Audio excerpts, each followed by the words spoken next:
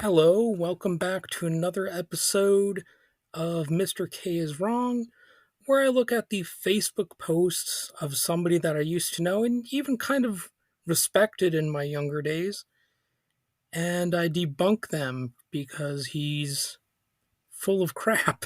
You know, he's I don't think there's ever been a time in the past year or so where I looked at his Facebook page and was like, yeah, he's correct about that. It just doesn't happen. He's wrong about everything, and I debunk the nonsense that he shares on social media.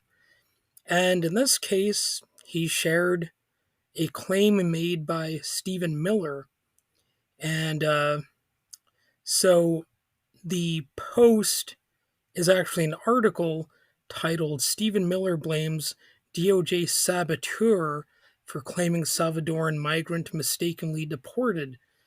And the article says, despite reports that Abrego Garcia should not have been deported to his home nation of El Salvador, Abrego Garcia was in fact correctly sent there, Stephen Miller said.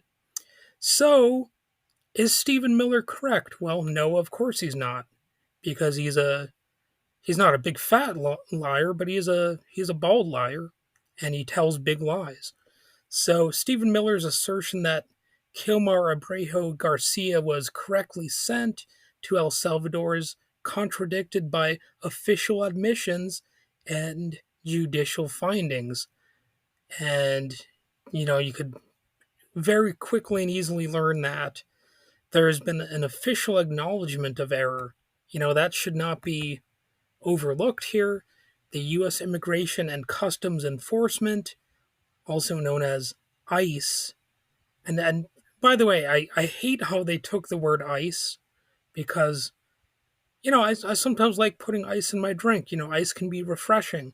I mean, sure, it can be a slipping hazard in the winter, but I kind of hate how they've forever tainted the word that is associated with a natural phenomenon. But anyway, ICE admitted that Abrego Garcia's deportation was an administrative error. So, despite being aware of a 2019 immigration judge's order protecting him from removal to El Salvador due to credible threats from gangs, ICE proceeded with his deportation. And this is based on the judicial findings, mind you. The U.S. District Judge Paula Zinnis, that's Xinis, she described the deportation as wholly lawless, noting that the government had no legal authority to arrest him, no justification to detain him, and no grounds to send him to El Salvador. She emphasized the lack of credible evidence linking Abrego Garcia to MS-13 or, of course, other gangs, and highlighted the violation of his legal protections, and there were no legal proceedings by which there could have been some legitimacy given to the deportation. So let's not lose sight of that fact either. There is a pretty solid argument to be made that even if a person is a credible threat, you still give them a day in court, you make the evidence clear, you make the allegations clear, and you have some, official proceeding to have things on the record. And this is not an example of that happening. So Stephen Miller and Mr. K are wrong and stupid here. So there are also contradictory statements within the administration. Justice Department Attorney Erez Ruvani conceded in court that Abrego Garcia should not have been removed to El Salvador, and that's a quote. Following this admission, he was placed on administrative leave, and Attorney General Pam Bondi criticized his statements, suggesting internal disagreement within the administration regarding the deportation's legitimacy. And by the way, to have deportation as like a go to threat, that's a choice, by the way. It's something that is necessitated by the law. That is these people willfully having a hatred of not just this immigrant or that, but immigrants in general, right? So you have to question the legitimacy of people who immediately want to leap into the worst case scenario treatment, the sort of most hysterical knee jerk reaction, and actually take the steps to remove somebody from the country, and in this case, place them in a prison in a dictatorship. Uh, that is El Salvador. It's a prison that's known for violating human rights, and frankly, I don't think there's a single good thing you could say about that prison. And that is exactly why they want to send them there, because cruelty is the point. The lack of rights is the point. Dictatorship is the point. So, in conclusion, as if I was writing a term paper for school or something, anyway, given the official acknowledgement of error, judicial condemnation, and internal contradictions, Stephen Miller's claim lacks factual support, to say the least. He's a bald-headed liar, a bald-faced liar. you know, the deportation of Kilmar Abrego Garcia was not correctly executed, but was instead a legally and procedurally flawed action, again, to say the least. So we'll see how this unfolds. I know there are people.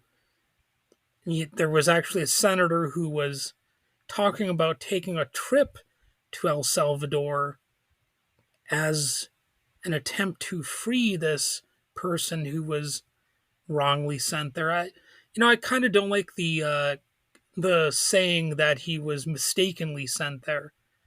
Well, he was very intentionally sent there. I have no doubt about that. And the president, or whatever you want to call him, of El Salvador, is very intentionally lying about his supposed inability to send him back. And he claimed that, the people being sent there are all terrorists. That was the actual word he used. Not even a gang member, but he said he's a terrorist. Well, doesn't a terrorist organization actually, have rights? They kind of are. They kind of do. Like even if you belong to an organization that is known to commit terrorist attacks, you still are able to charge them with crimes and have some sort of due process. That's how things work in this country. You commit a murder, you have your day in court. You're able to face your accuser. You're faced with the evidence of your crimes, and you have a chance to clear your name. That's what we do even with serial killers and the like. Well, apparently they just don't want to do that, and the senator, I forget his name, but he's wanting to go to El Salvador. He'd better watch out, because maybe they'll throw him inside of that illegitimate prison as well, because that's what happens when they no longer care about anybody's human rights.